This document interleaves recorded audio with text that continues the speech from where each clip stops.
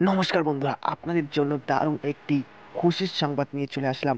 লক্ষ্মীর ভান্ডারের থেকে নয়া আপডেট দেওয়া হয়েছে। তো লক্ষ্মীর ভান্ডার থেকে নয়া আপডেট কি, চলো দেখে নেওয়া যাক।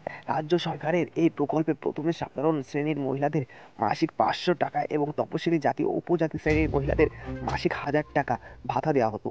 তবে 2024 সালে লোকসভা নির্বাচনের আগে সেই ভাতার অঙ্ক এক ধাক্কায় দ্বিগুণ করে দেওয়া হয়। বর্তমানে লক্ষ্মীর ভান্ডার হিসেবে সাধারণ শ্রেণীর মহিলারা 500 টাকার বদলে 1000 টাকা পাচ্ছেন। অন্যদিকে তপশিলি জাতি ও উপজাতি শ্রেণীর মহিলারা পাচ্ছেন 1200 টাকা। তাই পশ্চিমবঙ্গ সরকারের এই জনকল্যাণমূলক প্রকল্পের ফলে উপকৃত হয়েছে রাজ্যের বহু মহিলা। কেউ এই টাকা হাত খরচ হিসেবে ব্যবহার করেন, কেউ বা আবার সংসারের কাজে লাগান। ফলে স্বাভাবিকভাবে লক্ষ্মীর ভান্ডারের ভাতা বাড়ানো বলে সুরাহা হবে অনেকের। আধিকারিক সূত্রে খবর, বর্তমানে পশ্চিমবঙ্গের প্রায় 2,11,00,000 মহিলা লক্ষ্মীর ভান্ডার প্রকল্পের সুবিধা পাচ্ছেন।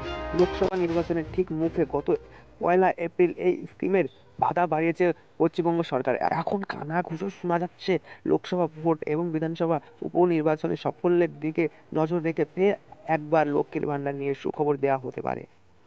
জল্পনা শোনা যাচ্ছে আগামী দিনে রাজ্য সরকারের এই প্রকল্পে লক্ষ্মীর ভান্ডার ভাতা ফের বাড়ানো হতে পারে।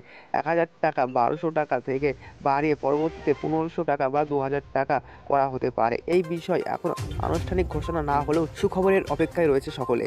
সরকারের তরফ থেকে এই বিষয়ে কবে জানানো হয় সেটাই দেখার। তো বন্ধুরা, বুঝতে পারে লক্ষ্মীর ভান্ডারে টাকা বাড়ানো নিয়ে বিশেষ আপডেট উঠে এসেছে। তো আশা করা যাচ্ছে আগামী দিনে লক্ষ্মীর ভান্ডারের টাকা অবশ্যই বাড়বে। তো আপনাদের যদি কোনো প্রশ্ন থাকে অবশ্যই কমেন্ট করে জানাবেন। ভিডিওটা ভালো লাগলে অবশ্যই একটা লাইক করে দেবেন। এমন ধরনের খবর বা চাকরির খবর সবার আগে আপডেট পাওয়ার জন্য অবশ্যই চ্যানেলটা সাবস্ক্রাইব করে পাশের ঘন্টা বাজিয়ে রাখবেন, যাতে সবার আগে আপনার কাছে নোটিফিকেশনটা আসে। দেখা হচ্ছে পরের ভিডিওতে।